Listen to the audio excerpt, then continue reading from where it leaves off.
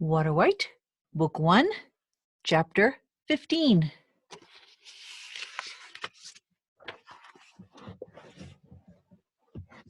What if he disappears and I lose him? Orville asked Celeste when she opened the cumbersome gate to the enclosed yard. It was the first time Orville had sounded uncertain. Celeste wondered how Jack, as small as he was, had been able to maneuver the heavy gate the night before. Something tells me Chimney's going to love having you around today. For the first time since she'd grabbed his legs over the steaming water, she approached her friend and rested her hand lightly on his back. She was concerned by the dryness of his skin, but had no idea what was considered normal for someone like him. "And why are you sounding like a scared little boy?" she teased. "Are you feeling okay?" "Tout est relatif," he responded vaguely. Everything's relative to what? Celeste thought she noted anxiety, or perhaps just fatigue, in her protector's large eyes. "I'm a little worried about you." "Relative to a frog's life, I should say. Though this grows old," he spread his spectacular wings, "my mind does not. But do not fret, I will not lose the boy, and he will convince the others of my worth." Now that's more like it. But it's horrible we have to prove ourselves. Blanche was about to send us away today until I told her you could watch over her brother. She's supposed to send him here soon so I can tell him how to work with you. What should I tell her? What should I tell him? What should I tell him? Tell him not to disappear on me. Then tell him you know about his power and will keep it a secret. We will see how he responds. Tell him if he must hide, I will understand, but he must call my name for help. I will hear him. Okay, but let's get you into the pond before you go anywhere. I'll tell Blanche we'll be back soon. Maybe she'll find Chimney by then. That would be a good thing. He sounded grateful and followed her to the side yard. As Celeste rounded the corner to the front, she saw Blanche on the porch with Chimney, who was jumping up and down. As soon as the boy saw her, he ran to her. "I'm ready to go. Where's Orville?" he squeaked with excitement and spun around. Celeste addressed Blanche, who watched the two of them with hands on hips. "He'll need a quick dunk in the pond before leaving for the day. I'll be back shortly." She felt more in control, knowing Blanche was protective of her brother. She turned without waiting for a response, and when Orville saw her, he opened his wings and flew beyond her to the pond. "Whoa!" Chimney shouted, and even Blanche's eyes grew wide. The boy ran toward the pond.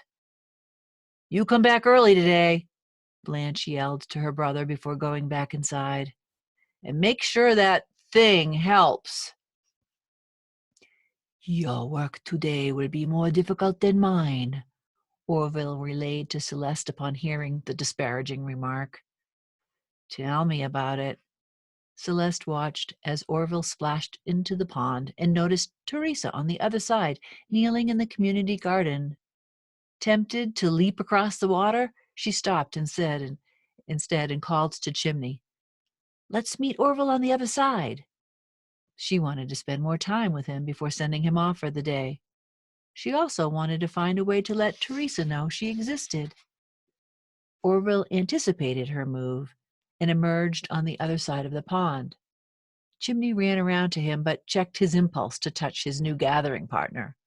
He stood there, twitching slightly, impatient for Celeste to begin her instruction. Orville took a step closer to the boy, indicating his willingness to be touched. The boy petted him lightly on the head, then pulled his hand back and giggled. Celeste joined them. "He'll help and protect you," she told Chimney, "as long as you don't disappear on him." His response was immediate. "How'd you know that? Did Nick tell you? 'Cause he's the only one who knows." He's doing it, Orville relayed to Celeste. I'm having trouble seeing him. Hey, buddy, it's okay, she told the boy. We're not going to tell anyone, but it's going to be really important that you don't hide from Orville. If you do, he might not be able to help you. The boy let down his guard and reappeared to Orville. But how come you can see me? Nobody sees me if I don't want him to. He prodded the ground with the toe of his shoe. Because I have a secret power too, she said, and Chimney was all ears. Will you keep my secret if I promise to keep yours? The boy nodded enthusiastically. My power is that other people's powers don't work on me. Maybe it's because I'm supposed to help people, and I won't be able to if they try to stop me. Now, are you ready to go with Orville today and let him help you too? The boy nodded again. And you promise to keep my secret and I'll keep yours? He kept nodding. Then here's what you need to do. Celeste gave the boy his instructions. He was eager to leave with his glorious new partner to see what other powers Orville might possess. But first, Celeste stopped him. Would you please introduce me to Teresa? Sure. Chimney took her hand and led her to the gardening girl, who paused as if sensing their presence. Chimney knelt by her side and touched her arm gently, then took her hand and put it to his face. Teresa smiled. Let her feel your face, he told Celeste. That way she'll know you're a newcomer. Celeste touched the girl's arm as she had seen Chimney do, but before she could take hold of her hand, Teresa reached out and grabbed her, pulling her to her ample breast in a hearty embrace. Celeste, she heard in her mind, but it was not Orville's voice. Usted está aquí. You are here. Celeste panicked and tried to pull away, but Teresa held her firmly. Por favor, the girl's voice pleaded. I've been waiting for you. Háblame. Let me hear your voice. Teresa released her grip, but held fast to Celeste's hand. My name's Paloma, like your doves, Celeste said aloud to the girl. She can't hear you, silly. Chimney laughed at Celeste, but looked confused by the interaction he'd just witnessed. Can we go now? Glory be, I can hear him. Let him go, Celeste, she heard Teresa say. Pero return to me, por favor. I will, Celeste assured Teresa speechlessly. Teresa released her hand.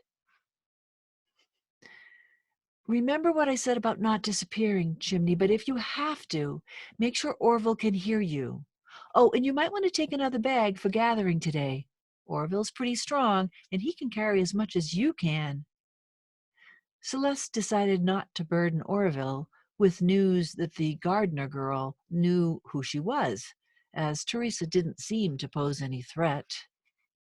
Your sister wants you home earlier tonight, so if you want to keep working with Orville, don't make her mad. Now go and be careful.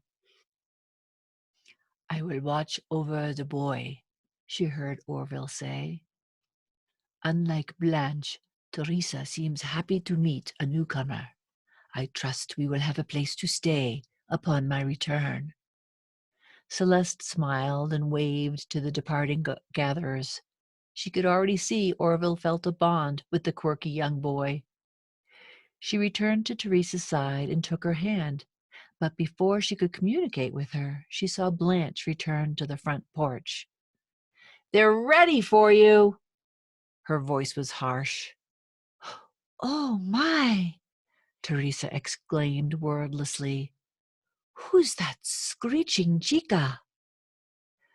That's Blanche, Chimney's sister, Celeste relayed, staring in disbelief at Teresa. I'm sorry, but I need to leave you. I'm working with the kids today. If I can't teach them to be helpful, she won't let us stay. Nosotros? Us? A very long story. Can I visit you tonight if I'm still here? Please, please, por favor, the girl repeated, clinging to Celeste's hand. Find me, please find me. I'll return here to El Jardín, the garden, when they're all asleep. Celeste removed her hand gingerly and returned to the house, looking back over her shoulder repeatedly at the lovely, sad girl, sitting once more in a silent world. The shifter would wait until Celeste was alone. Then it would get her. That ends chapter 15 of book 1.